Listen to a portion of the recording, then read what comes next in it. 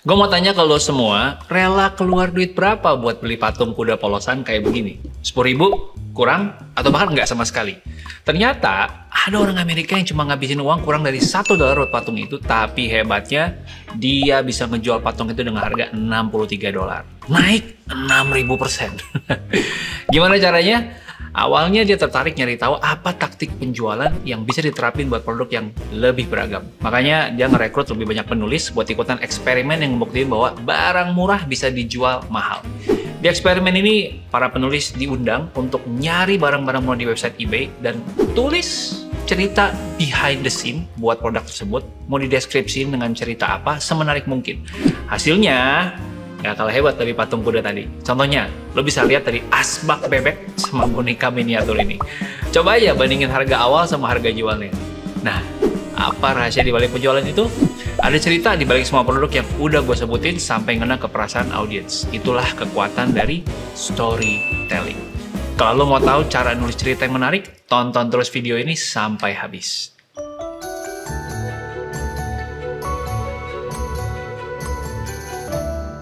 Hai teman-teman, gue Felixander Ruby dan kali ini gue mau berbagi tentang dua hal, storytelling dan copywriting. Gue akan ngebahas pentingnya nulis cerita yang lengket di hati audiens dan bisa ngasilin cuan. Tapi sebelum itu, kita perlu kenalan dulu sama dua istilah tadi biar lebih ngerti konsep dasarnya.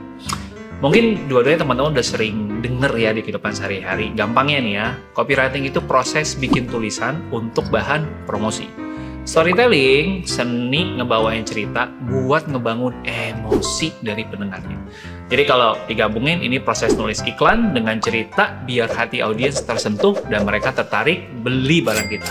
Bahkan manfaat copywriting nggak terbatas di bikin audiens pengen beli barang aja ya.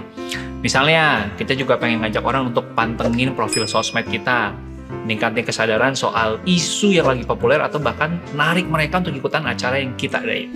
Nah, banyak kan? Jadi teknik ini cocok banget buat bisnis komersil maupun organisasi non-profit. Selain bagus buat penjualan, copywriting dan storytelling itu juga bisa bikin audiens makin tertarik buat ngenalin brand kita lebih dalam. Sekarang gue mau ngajak lo untuk kilas balik sebentar aja ke keseharian kita.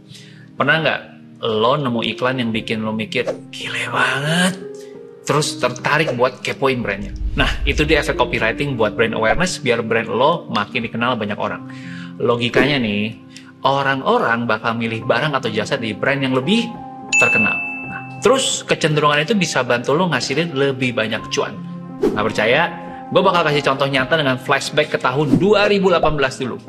Kalian familiar nggak sama brand department store ini? Mungkin kalian masih ingat iklan edisi lebarannya di tahun 2018? Ini sering dijadiin meme saking uniknya. Dan kalimat kerja lembur bagai kuda. Dari sanalah akhirnya menjadi trending di internet.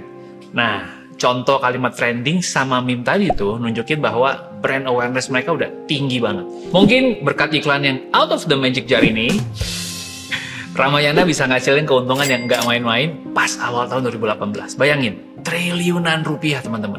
Padahal di awal tahun 2017 pendapatan mereka sempat turun gara-gara orang lebih pilih belanja online lewat aplikasi e-commerce ketimbang mampir toko fisik. Itu baru satu brand yang sukses berkat copywriting. Ada satu contoh lagi yang sempat viral pada tahun 2020. Di tahun itu, Ibu Siska Suitomo mendadak gantung panci. Berita ini tuh bikin netizen ketar-ketir karena mereka ngira Ibu Siska mau hengkang dari dunia masak setelah puluhan tahun jadi koki. Tapi plot twistnya, ternyata Ibu Siska enggak ada rencana pensiun. Beliau literally cuma naruh panci di gantungan buat iklan aplikasi populer yang satu ini.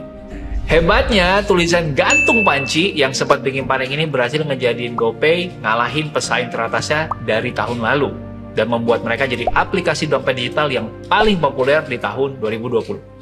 Selain itu, jumlah transaksi pakai GoPay selama era pandemi ikutan naik drastis banget. Terus ada lagi nih, iklan yang banyak nyentuh orang. Yes, iklannya Topet. Yang nyeritain anak dan ibu yang pengen makan udah nggak lah. Akhirnya si anak bisa makan puas, tapi ibunya nikmatin sisa-sisanya aja.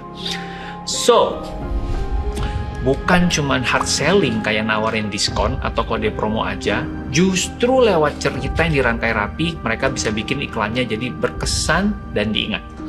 Ujungnya, iklan ini berhasil jadi most loved Indonesian Ramadan ads. Nah, dari 3 contoh tadi kita bisa tahu kalau tulisan iklan yang menarik bisa bikin sebuah brand makin terkenal dan makin untung banyak.